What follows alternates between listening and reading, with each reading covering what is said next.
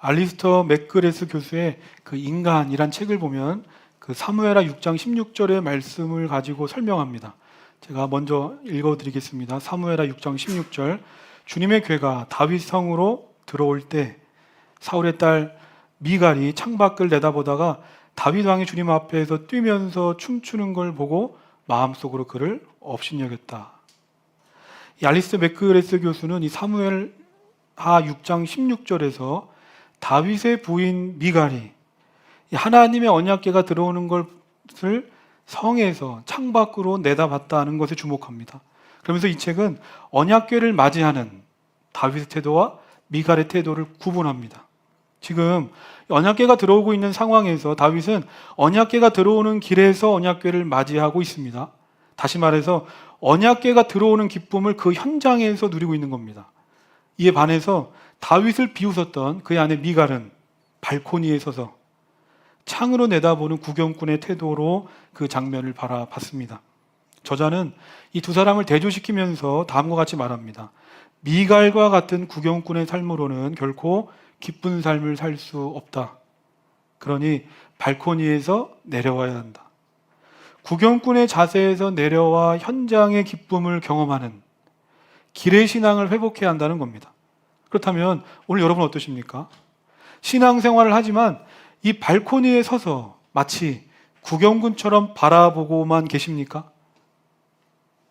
아니면 힘들고 어렵더라도 하나님께서 나를 부르신 그 자리, 그 현장에 서서 그 현장에 선 자들만이 누리는 기쁨을 누리고 계십니까? 제가 설교를 준비하면서 주중에 인터넷에 이런 글을 봤습니다. 우리가 믿어도 잘 될 때가 있고 안 될 때가 있죠. 그런데 안 믿는 사람도 잘 될 때가 있고 안 될 때가 있어요. 기도를 열심히 하는데 건강한 사람이 있고 건강하지 않은 사람이 있어요. 믿음과 우리의 삶에 어떤 상관관계가 있어 보이나요? 이 정도면 없는 거 아니에요? 그런데 우리는 상관관계가 있다고 믿어요. 교회 다녀봐, 잘 될 거야. 기도 열심히 해봐, 성공해, 합격할 거야. 여러분, 이 모든 것은 하나님의 주권 아래에 있는 것들이에요. 그런데 하나님의 최대 관심사는 그게 아니에요. 하나님의 최대 관심사는 우리가 잘 되든 안 되든 성공하든 실패하든 하나님과 함께 그저 하나님의 자녀로 자녀답게 사는 것, 그거 하나밖에 없어요. 이것 때문에 예수님께서 십자가에서 죽기까지 하셨어요. 하나님의 자녀가 되라고. 이처럼 우리를 향한 하나님의 관심은 우리가 이 세상에서 하나님의 자녀로 하나님의 자녀답게 사는가, 그것입니다. 하나님의 자녀답게 사는 것. 그렇다면 내가 하나님의 자녀로 하나님의 자녀답게 사는 건 뭔가? 오늘 말씀을 통해 살펴보려고 하는데, 오늘 말씀은 사도 바울이 3차 선교 여행을 마치고 예루살렘으로 돌아가고 있습니다. 오늘 말씀 1절부터 4절 우리 함께 읽겠습니다. 우리 큰 목소리 읽어볼까요? 시작. 우리는 그들과 작별하고 배를 타고 곧장 항해해서 고스에 도착하였다. 이튿날 로도에 들렀다가 거기에서 바다라로 갔다. 우리는 페니키아로 가는 배를 만나서 그것을 타고 떠났다. 키프로스 섬이 시야에 나타났을 때에 우리는 그 섬을 왼쪽에 두고 시리아로 행선하여 두로에 닿았다. 그 배는 거기서 짐을 풀기로 되어 있었다. 우리는 두로에서 제자들을 찾아서 만나고 거기서 이래를 머물렀다. 그런데 그들은 성령의 지시를 받아서 바울에게 예루살렘에 올라가지 말라고 간곡히 말하였다. 이 짧은 구절 안에서 여러 도시들이 나옵니다. 그만큼 예루살렘으로 돌아가는 바울의 여정이 길었고 쉽지 않았습니다. 지난주 살펴봤던 것처럼 바울은 에베소 장로들과 고별 설교를 하고 그들과 작별한 뒤에 배를 타고 고스라는 곳에 도착하고, 그리고 오늘 말씀 보면 로도, 바다라, 두로까지 이동했습니다. 그리고 4절 보면 이 두로에 이른 사도 바울이 뭘 합니까? 두로에 있는 믿음의 사람들, 제자들을 찾아가서 만나고 거기서 일주일을 머뭅니다. 여기까지 쭉 보면 지금까지 우리가 사도행전에서 쭉 봤던 바울의 그 패턴, 선교 여행 때 모습과 별반 다르지 않습니다. 기존의 모습 그대로입니다. 성령의 인도하심을 따라 도착하면 복음을 전하고 회당에 가고 또 믿음의 사람과 교제하고 때가 되면 또 이동하고, 이 모습. 이 모습이 예루살렘으로 돌아가고 있는 지금 이 순간에도 똑같은 겁니다. 그러면 제가 왜 이 이야기 하겠습니까? 인간적으로 보면 지금 바울은 결코 똑같을 수 없는 상황이기 때문입니다.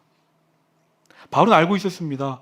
이대로 예루살렘에 가면 투옥과 환란이 나를 기다리고 있고 잘못하면 그대로 죽을 수 있다. 그런데 그럼에도 불구하고 지금 바울은 어떻습니까? 이전과 다르지 않습니다.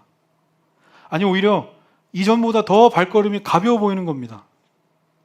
이겁니다. 내 인생의 목적과 방향, 사명이 분명하면 흔들리지 않습니다. 내가 해야 할 일만 하면 되기 때문에 복잡할 게 없습니다. 단순합니다. 그런데 왜 우리의 삶은 이렇게 단순하지 못하고 늘 복잡할까? 무언가 결정하려고 하면 늘 주저하게 되고 고민하게 될까? 왜 나는 때마다 일마다 흔들리는 삶을 살까?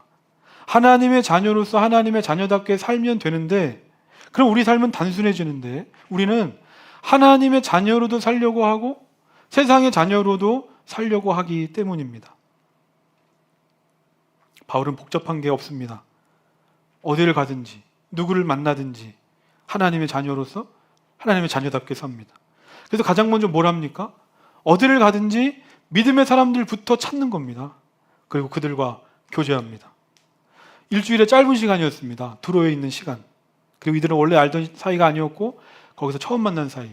그런데 5절, 6절 보면 이 일주일간의 바울과 만남 그리고 헤어짐이 얼마나 아쉬웠던지 제자들은 물론이고 그의 가족들까지 총동원해가지고 바울의 마지막 가는 길을 배웅하고 마지막에는 서로 무릎을 꿇고 통곡하면서 바울을 위해 기도해주고 있습니다. 이 바울과 두로의 제자들과의 만남이 아름답지 않습니까? 만남의 시간이 얼마나 되고 서로 알던 사이가 뭐 길든 짧든지 그건 중요하지 않습니다. 만남에 있어 중요한 건 내가 지금 어떤 사람을 만나고 있는가, 그리고 내가 지금 누구와 함께하고 있는가. 주일이면 저희 교회에 주일 아침마다 마라톤을 하고 물결 예배 오신 분이 있습니다. 지금 성윤 성도님인데 제가 이제 왜 그 얘기를 하냐면 건강하게 사시는 모습이 참 부러운데 제가 성윤 성도님과 속으로 모임을 하고 무언가 따로 만났을 때 얘기를 하다 보면 꼭 한 번쯤은 이 마라톤 얘기를 하게 되죠. 근데 뭐 제가 마라톤 잘 하겠습니까? 근데 성윤 성도님 만나서 얘기를 하다 보면 나도 모르게 자극을 받고 그리고 나도 한번 해봐야겠다, 해보고 싶다 하는 그런 마음이 드는 겁니다. 뭐 만나기 전에는 뭐 일주일간 정신없이 사니까 마라톤 생각할 게 없는데, 근데 만남을 통해서 생각하게 되고 관심을 갖게 되고 제가 할지 안 할지 모르지만 언젠간 하지 않겠습니까? 제가 어웨이크닝 시간에도 말했는데 근묵자흑이란 말이 있습니다.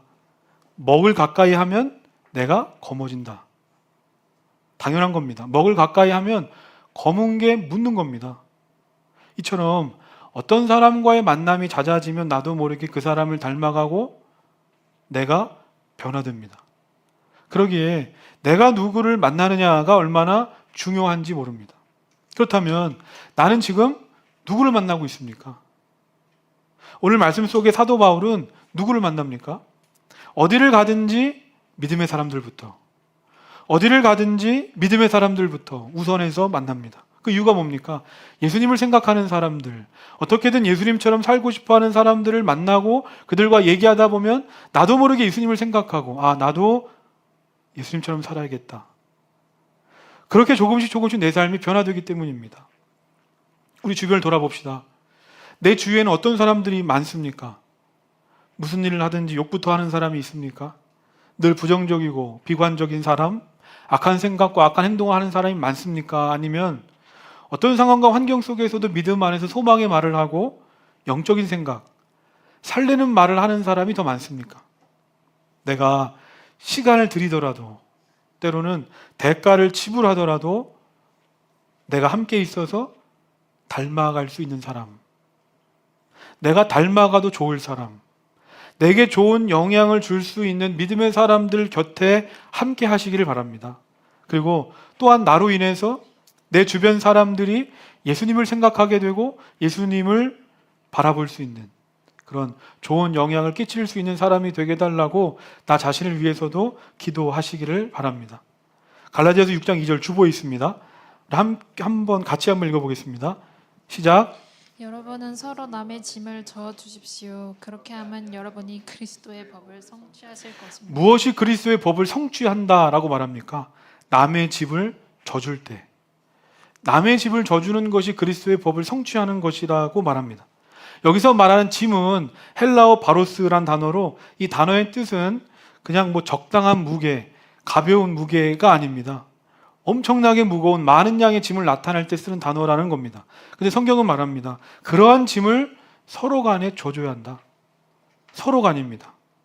내가 인생의 무거운 짐을 지고 있으면 믿음의 사람들에게 그 짐을 져달라고도 말할 수 있는 것이고, 또한 다른 사람이 무거운 짐을 지고 있으면 내가 그 짐을 함께 져주는 것, 그것이 바로 그리스도의 법을 성취하는 것이라고 말합니다.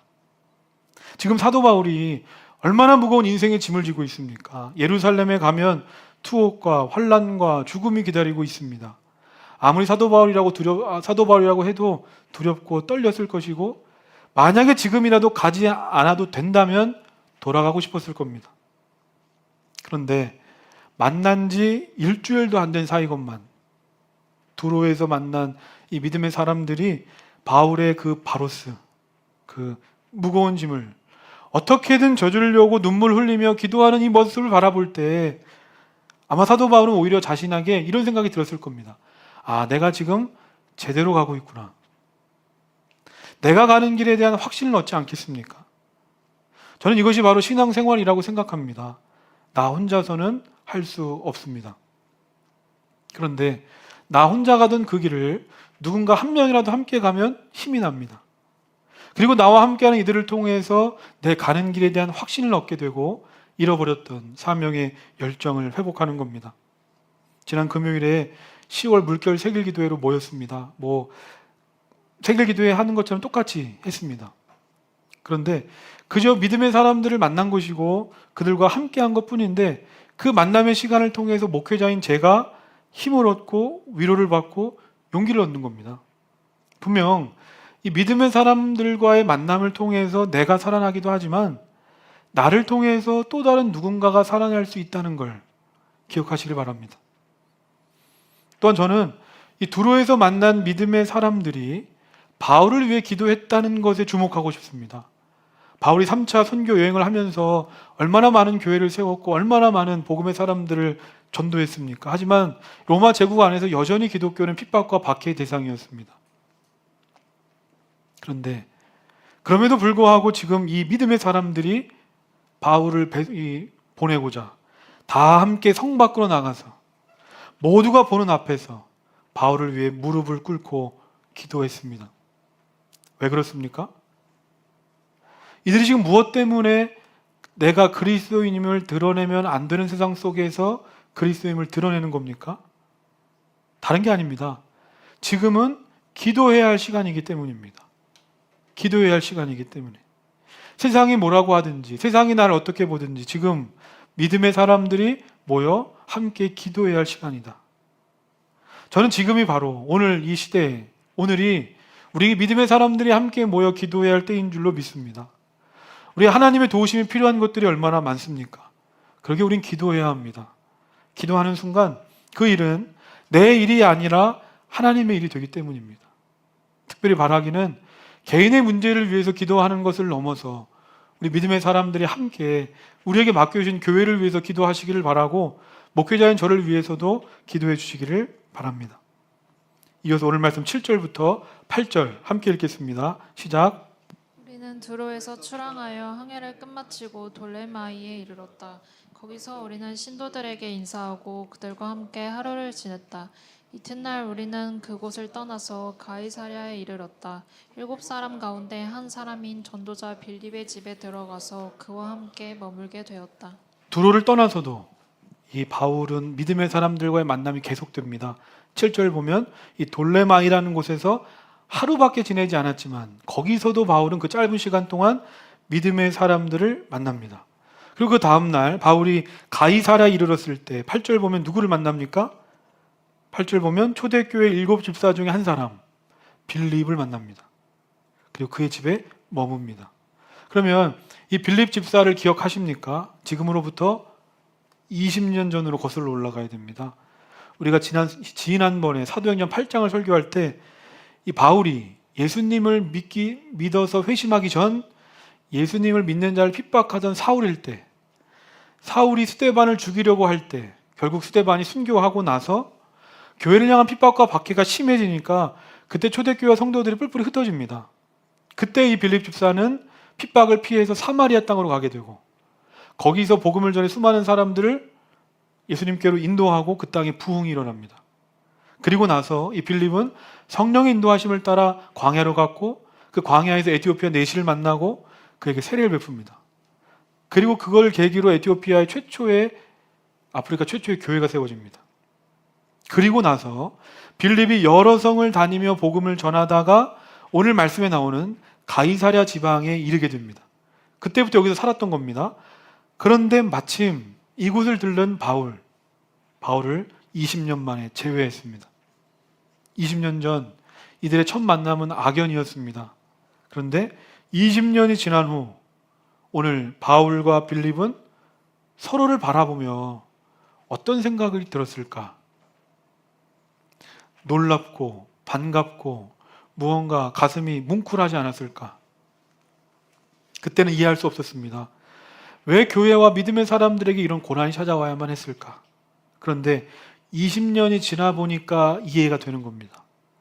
20년 전만 해도 복음은 예루살렘 안에만 머물러 있었는데 그때 일어난 고난과 박해를 통해서 우리가 뿔뿔이 흩어져서 그 덕에 예루살렘, 유대, 사마리아 땅끝까지 복음이 전해지고 수많은 곳에 교회가 세워졌다는 겁니다. 이것은 빌립만의 얘기가 아닙니다. 바울도 예수님을 만나서 지난 20년 동안 그의 삶에 얼마나 많은 일들이 있었습니까? 수많은 고난, 아픔이 있었고 돌아보면 바울의 인생은 자신의 계획한 대로 된 것이 아무것도 없었습니다. 그런데 그런 바울을 통해서 아시아를 넘어 유럽까지 복음이 전해지는 겁니다. 이겁니다. 하나님의 자녀로서 하나님의 자녀답게 사는 건 뭘까? 이전에 예수님 믿기 전에는 내 뜻대로 내가 계획해서 준비해서 내 의도대로 살고 그렇게 되어야만 한다라고 생각하며 살았다면 예수님을 믿고 난 다음에는 인정하는 겁니다. 내 인생의 한 걸음도 내 뜻대로 내 계획대로 되는 게 아니구나. 제가 언젠가도 얘기했었는데 번지점프를 할 때 사람들은 크게 두 부류로 나뉜다는 겁니다. 첫 번째는 혹시라도 내 몸을 묶고 있는 줄이 끊어질까 봐 두려워하는 사람. 또 어떤 사람은 나는 괜찮을 거야 안심하는 사람.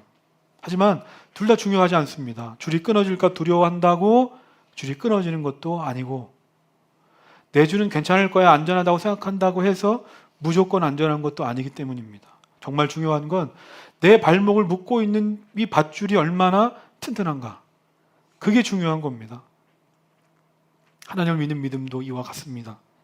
믿음에서 중요한 건 내 이 흔들리는 내 믿음의 여부가 아니라 내가 믿는 대상, 하나님이 어떤 분이신지가 중요하다는 겁니다. 지금은 왜 나에게 이런 고난과 어려움이 찾아오는가 이해할 수 없지만 결국에 내가 믿는 하나님은 이 모든 것을 통해서 선을 이루실 거야. 그리고 내가 믿는 하나님은 결국에 나의 가는 길의 끝에 가장 좋은 걸 예비해 두시는 하나님이야. 그 하나님을 믿는 믿음 안에서 우리는 오늘도 하나님의 자녀로 살아갈 수 있는 겁니다. 이어서 오늘 말씀 10절부터 12절 함께 읽겠습니다. 시작. 우리가 여러 날 머물러 있는 동안에 아가보라는 예언자가 유대에서 내려와 우리에게 와서 바울의 허리띠를 가져다가 자기 손과 발을 묶어서 말하였다. 유대 사람이 예루살렘에서 이 허리띠 임자를 이와 같이 묶어서 이방 사람의 손에 넘겨줄 것이라고 성령이 말씀하십니다. 이 말을 듣고 그곳 사람들과 함께 우리는 바울에게 예루살렘으로 올라가지 말라고 간곡히 만류하였다. 바울이 그 빌립 집사의 집에 머물고 있는데 그 집에 한 사람이 찾아옵니다. 바로 이 아가보라는 예언자입니다. 이 아가보는 그 로마 클라우디오 황제 때 로마 제국에 흉년이 들어올 걸 실제로 예언했던 사람입니다. 11절 보면 이 아가보란 예언자가 바울의 허리띠를 가지고 와서 자기 손과 발에 묶고서 이렇게 말하는 겁니다. 성령께서 나에게 말씀하셨습니다. 사도 바울 당신 예루살렘으로 가면 내가 이런 것처럼 당신도 결박당하고 감옥에 가고 결국에 고난당할 겁니다. 예언합니다. 그러자 이런 아가보의 말을 듣고 주변 사람들 모두가 동요해서 예루살렘으로 가는 바울을 만류하기 시작합니다. 우리는 여기서 주목해야 되는 게 있습니다. 그것은 예언자 아가보가 지금 자기 생각을 말하는 게 아니라 성령께서 주신 말씀을 했다는 겁니다.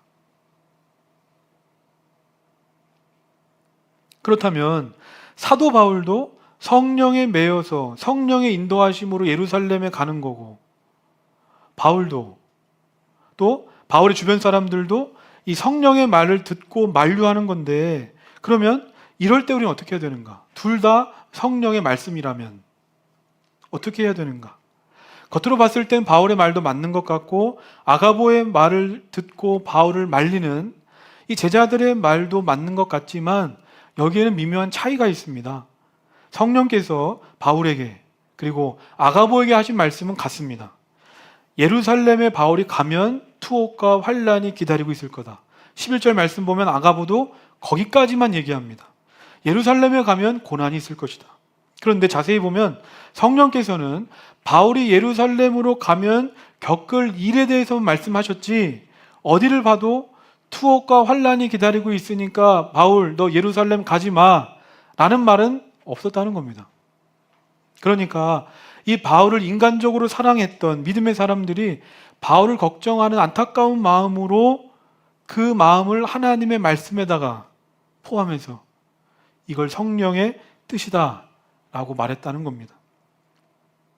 당연히 이 바울의 길을 막아서는 이 사람들의 마음을 이해하지 못하는 건 아닙니다. 같이 신앙생활했던 사람이 지금 죽음의 길을 가고 있는데 어찌 가만히 있을 수 있겠습니까? 하지만 이런 인간적인 생각이나 감정 때문에 성령의 역사, 하나님의 인도하심을 막는다면 과연 이것이 옳은 일일까? 우리도 그러지 않습니까? 하나님께서 나에게 주시는 마음이 있습니다. 그리고 하나님께서 나에게 주시는 생각이 있습니다. 나도 그것이 하나님의 뜻이고 내가 그 길을 가면 하나님을 기쁘시게 한다는 것 압니다. 그런데 오늘 바울을 막아섰던 사람들처럼 주변 사람들이 그럴듯한 말로 또 주변에 돌아가는 상황들이 나를 막아섭니다. 그렇게까지 하지 말라고, 오늘만 날이 아니라고, 나중에 날이 풀리면 그때 예루살렘에 가라고 만류한다면 어떻게 하시겠습니까? 기다렸다는 듯이 못 이기는 척 가지 않으시겠습니까? 바울은 알았습니다. 정말 내가 예루살렘으로 가는 게 성령의 뜻이 아니라면 성령께서는 막으실 것이다. 지난날 자신이 아시아로 가려고 했던 것도 성령이 막으셔서 유럽으로 갔던 경험이 바울에게 있었기 때문입니다. 또한 내가 지난 20년 만에 빌립을 만나서 이야기했던 것처럼 하나님은 고난을 통해서도 일하신 하나님이신데, 그러면 투옥과 환란이 나를 기다리고 있다면 그것은 내가 피해야 할 사인이 아니라 오히려 그것을 통해 더 놀랍게 일하실 하나님을 기대하며 더 힘차게 나아가라는 믿음의 사인이 아닐까. 13절입니다. 그때 바울이 대답하였다. 왜들 이렇게 울면서 내 마음을 아프게 하십니까? 나는 주 예수의 이름을 위해서 예루살렘에서 결박을 당할 것뿐만 아니라 죽을 것까지도 각오하고 있습니다. 바울이 죽을 것까지 각오하고 있습니다. 죽기를 결심했습니다. 그리고 사람들에게 말합니다. 왜 내 마음을 아프게 하십니까? 내 마음 흔들지 좀 마십시오. 나는 주님께로 내 마음을 정했습니다. 저는 이것이 우리 평생의 기준이 되었으면 좋겠습니다. 우리 평생의 선택의 기준. 우리가 인생을 살다가 보면 사람도 있고 상황도 있고 사명도 있습니다. 이 세 가지가 끊임없이 충돌합니다. 그런데 결정하는 겁니다. 나는 앞으로 내 평생에 사명을 선택하겠습니다. 눈 딱 감고 모든 것을 합력해서 선을 이루시는 주님을 바라보겠습니다. 그리고 주님께로 내 마음을 정하겠습니다. 고린도전서 10장 31절입니다. 그러므로 여러분은 먹든지 마시든지 무슨 일을 하든지 모든 것을 하나님의 영광을 위하여 하십시오. 무엇을 하든지 하나님의 영광을 위해서라는 내 삶의 기준과 원칙이 분명해지면 그때부터는 야, 내가 어떻게 살아야 하나? 이렇게 사는 게 맞는가 하는 염려와 불안으로부터 자유해지고, 그때부터는 정말 내가 해야 할 일에 집중할 수 있는 겁니다. 말씀을 정리하면서 마지막으로 14절 말씀 우리 함께 읽겠습니다. 시작. 바울이 우리의 만류를 받아들이지 않으므로 우리는 주님의 뜻이 이루어지기를 빕니다 하고는 더 말하지 않았다. 바울이 이 주님의 뜻을 위해 살기로 결정하니까 이 사람들의 반응이 어떻습니까? 주님의 뜻이 이루어지기를 빕니다. 더 이상 바울을 만류하지 않고 자신의 생각, 감정 다 내려놓습니다. 이것이 바로 하나님의 자녀로서의 삶이 아닐까. 아무리 내 생각, 감정, 마음과 다르더라도 또 도무지 그 길은 가능성이 보이지 않는다고 할지라도 이것이 주님의 뜻이다. 이것이 발견되는 순간 과감하게 모든 걸 내려놓을 수 있는 것, 나는 죽고 예수님으로만 사는 것, 이것이 하나님의 자녀의 삶이 아닐까. 인생은 선택의 연속입니다. 오늘 사도 바울도 자신의 인생의 중요한 선택의 순간이 찾아왔습니다. 하지만 사도 바울은 주저하거나 고민하지 않습니다. 왜냐하면 분명한 인생의 선택의 기준이 그에게 있었기 때문입니다. 그렇다면 오늘 저와 여러분은 어떠십니까? 믿는다고 하면서도 여전히 무엇을 선택해야 되나 고민하고 있지 않습니까? 주님의 뜻을 선택하시기를 바랍니다. 주님의 뜻을 위한 선택은 실패가 없습니다. 발코니에서 내려와서 하나님께서 나를 부르신 그 자리로 나아가시기 바랍니다. 그 길, 그 현장의 선자들만이 누리는 기쁨을 맛보게 될 줄로 믿습니다. 오늘 말씀을 기억하면서 우리 함께 찬양하겠습니다.